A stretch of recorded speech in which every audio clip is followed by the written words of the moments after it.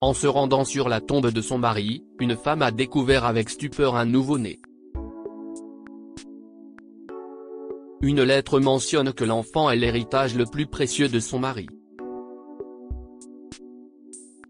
Daisy est une veuve de 45 ans qui a perdu son mari Mike dans un accident de voiture la semaine précédente.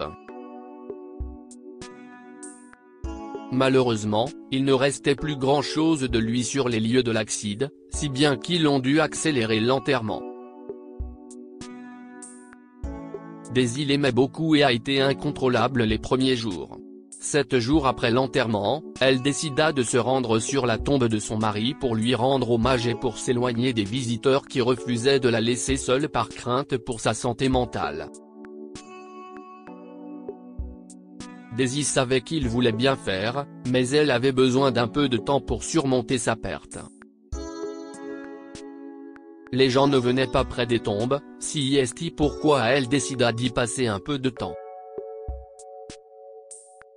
Alors qu'elle s'approchait de la tombe, elle entendit un bébé pleurer.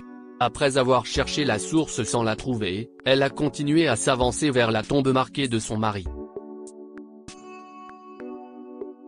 Au fur et à mesure qu'elle s'approchait, les pleurs s'intensifiaient et lorsqu'elle atteignit la tombe, elle découvrit l'origine de ses pleurs.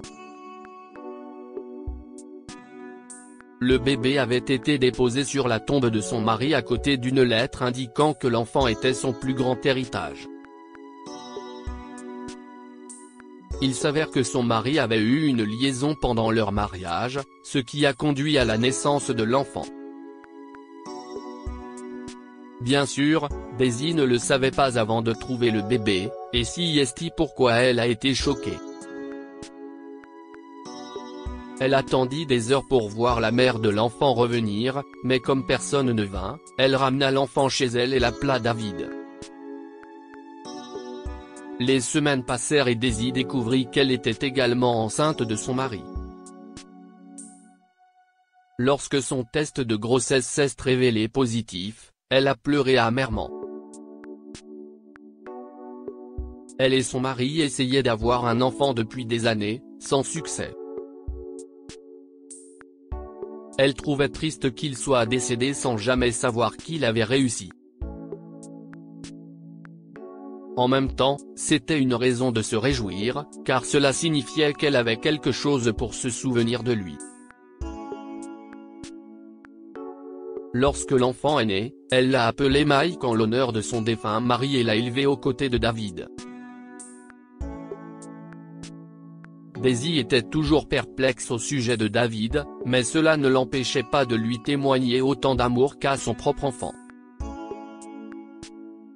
C'était une mère formidable. Lorsque les enfants ont eu 7 ans, une femme étrange s'est approchée de Daisy chez elle. « Bonjour, je suis Clara », déclara-t-elle lorsque Daisy lui ouvrit sa porte. « Bonjour, je vous connais ?» demanda Daisy. « Non, vous ne me connaissez pas », dit Clara. « Mais je vous connais. D'accord. Qu'est-ce ce que je peux faire pour vous ? Je suis la mère de cet enfant », déclara Clara en désignant David, qui était venu voir qui était à la porte.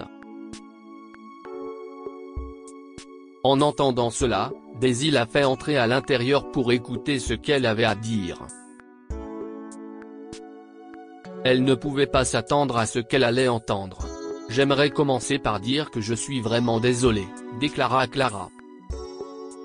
« Qu'est-ce ce que vous voulez dire ?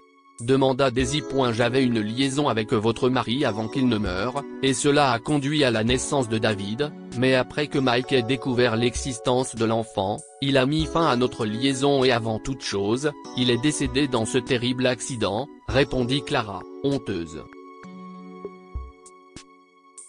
Daisy fut stupéfaite par cette révélation, mais cela lui fit voir David d'un œil nouveau. Il ressemblait un peu à son mari et encore plus à Clara. Il n'y a pas de doute, la femme dit la vérité. Pourquoi avez-vous laissé l'enfant là où vous l'avez laissé ? demanda Daisy avec amertume. Elle était triste de ce que son mari avait fait, mais il était mort, et elle voulait éviter de manquer de respect à sa mémoire juste pour son erreur, alors elle décida de ne pas mettre Clara à la porte tout de suite. En vérité, j'ai dû le faire parce que je n'avais aucun moyen de subvenir à mes besoins après la mort de Mike, lui dit Clara. Je savais que vous alliez souvent sur sa tombe dans les premiers jours qui ont suivi sa mort, alors je l'ai fait aussi dans l'espoir de pouvoir vous parler. En fin de compte, mes nerfs ont pris le dessus et j'ai laissé l'enfant pour que vous le trouviez et que vous vous enfuyiez. Je suis désolé, pouvez-vous me pardonner un jour ? Malgré sa tristesse, Daisy a décidé de ne pas faire souffrir davantage la jeune mère. Elle a donc dit à Clara qu'elle ne pouvait pas lui pardonner, car c'était l'enfant qui avait été lésé, pas elle. Ce n'est pas à moi que vous devez demander pardon, si est à votre garçon, déclara-t-elle. Cependant, il est trop jeune pour comprendre l'ampleur de ce que vous demandez, alors vous devez partir. Vous pourrez revenir quand il aura mûri pour lui demander pardon, mais pas tout de suite. Clara a eu le cœur brisé. Son enfant lui manquait, et la culpabilité de l'avoir abandonné lui pesait sur les épaules depuis des années, et maintenant qu'elle essayait de réparer cette erreur, on lui disait de revenir plus tard. Clara n'avait nulle part où aller, et elle ne voulait pas laisser son enfant. Elle supplia Daisy de lui permettre de se faire pardonner par son fils, et bien que la femme plus âgée ait été sceptique au début, elle accepta. C'est ainsi que Clara a commencé à aider Daisy à élever les enfants, et elles ont vécu comme une famille sous un même toit. Clara restait avec les enfants quand Daisy allait travailler et vice-versa. Cela dura des années, et la solidarité aida Daisy à oublier que son mari l'avait trahie. Lorsque David devint assez grand, Daisy le fit s'asseoir et lui révéla que Clara était sa mère biologique. Clara ferma les yeux lorsque Daisy lui fit cette révélation, effrayée par ce qui pourrait se passer. Mais lorsqu'elle les ouvrit, David, qui était devenu plus grand qu'elle, se tenait devant elle. « Je te pardonne maman et je ne garde pas de rancune envers toi pour tes erreurs passées », déclara-t-il.